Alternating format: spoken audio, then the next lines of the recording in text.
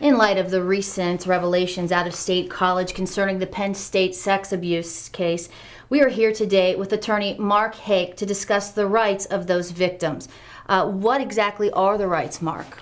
Well, any young person who has been assaulted by Mr. Sandusky has to know that there are two separate proceedings occurring simultaneously. There's a criminal proceeding and potentially a civil proceeding.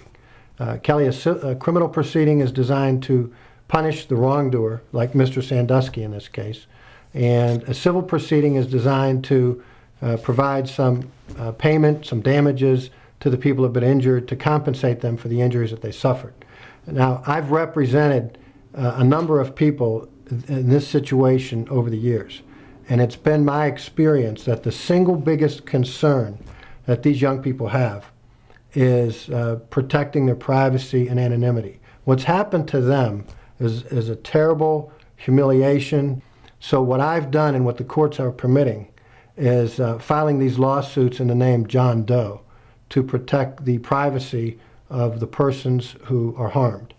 Also, in the context of any civil litigation, the courts have allowed us to do in-camera inspection of medical records and other records, which means in the judge's chambers, outside of the eyes of the media and outside the eyes of anybody else who might be interested. The courts have instructed defense attorneys not to use the names, if they may learn them, of the individuals who have had the sexual abuse happen to them. And the courts have agreed to redact the names from records, meaning remove the names from medical records, police reports, etc., with the primary objective of protecting the anonymity and protecting the privacy of these young people. So there is the strong possibility of protecting the privacy of these people if a civil action lawsuit should be filed. Now, Kelli, 90% of all cases settle. There's never any way to tell which one will settle and which one won't. If a case is in the 90% that settles, it's very possible that a young man could file his lawsuit and reach a settlement without anyone knowing who he is. If a case goes to trial, however, all bets are off. It's very difficult to keep anonymity when a case goes to trial. Mark, the defendants in this case, who would they be? Well, the primary defendants under a theory of institutional liability would be Penn State University and probably the Second Mile. These are the two organizations for whom Mr. Sandusky worked. With regard to Penn State, he retired in 1999, but he continued to have privileges to park his car there, to use the athletic facility, to take classes for he and his family members. He even coached at a branch campus.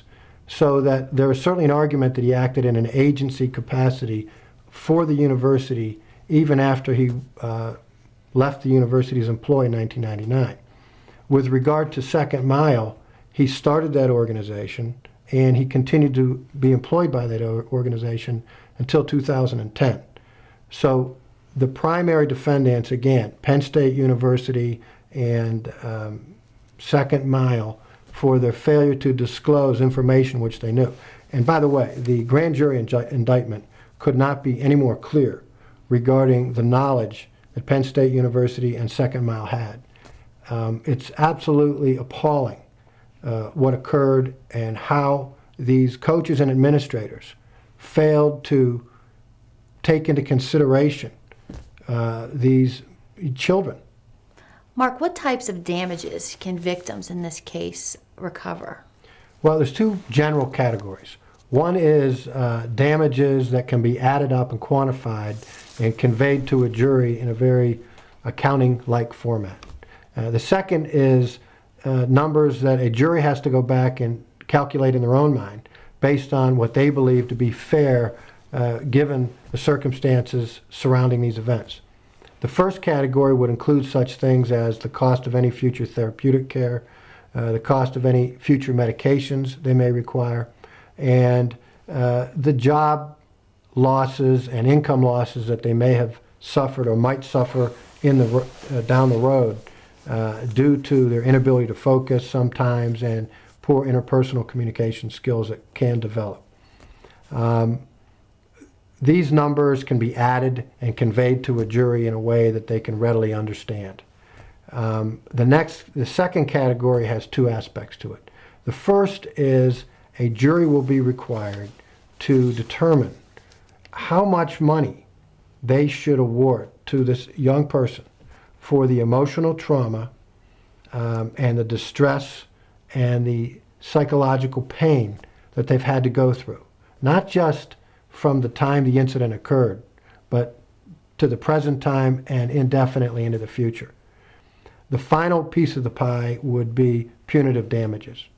Punitive damages are damages allowed in Pennsylvania, not so much to compensate the victim, but to punish the wrongdoer. Punitive damages are damages that are awarded where a court determines that the conduct of a defendant is outrageous. In this instance, I believe punitive damages are appropriate. I believe it's outrageous for Penn State University and the Second Mile not to have contacted the police after they knew that these events occurred. Mark, cases like these, how quickly can they be resolved? That's a good question. Many times people think that if there's a criminal investigation ongoing, that the civil lawsuit has to wait until the criminal lawsuit is concluded. That's not the case. Sometimes we have statute of limitations issues that require that we move immediately. Sometimes we like to wait until more information is gleaned in connection with the criminal investigation. But once a civil lawsuit is filed, generally you can request that the court expedite the case and reach a resolution within 2 years or so. Is there a statute of limitations in this case? Yes. Prior to 2002, the Pennsylvania statute of limitations was age 20, so that a minor, someone under age 18 who was sexually abused, had until age 20 within which to file a lawsuit. If they did not file a lawsuit by that time, then they would lose the right. In 2002, the Pennsylvania legislature changed the law and added 10 years so that anybody who is sexually assaulted after 2002 has until age 30 within which to file a lawsuit. There are a couple of other issues in connection with the statute of limitations. Some states have allowed a repressed memory theory and have extended the statute under the idea that young people are so mentally traumatized by this type of event that they have put it behind their memory, that they've forgotten about it, and that media attention such as this has caused it to resurface so that they've actually remembered it again. And they've delayed the statute of limitations to allow that to go forward. Pennsylvania has not yet adopted a repressed memory. In fact, it's not likely that would work here. What about victims who haven't yet come forward? If any victims haven't come forward and they feel comfortable enough, I'd like to talk to them. I can explain the civil rights and what rights they have to proceed in a civil lawsuit.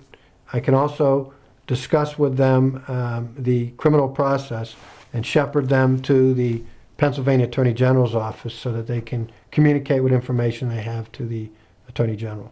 Okay, Mark, thank you so much. Mark Haak, Law Offices in Pittsburgh. Thank you, Kelly.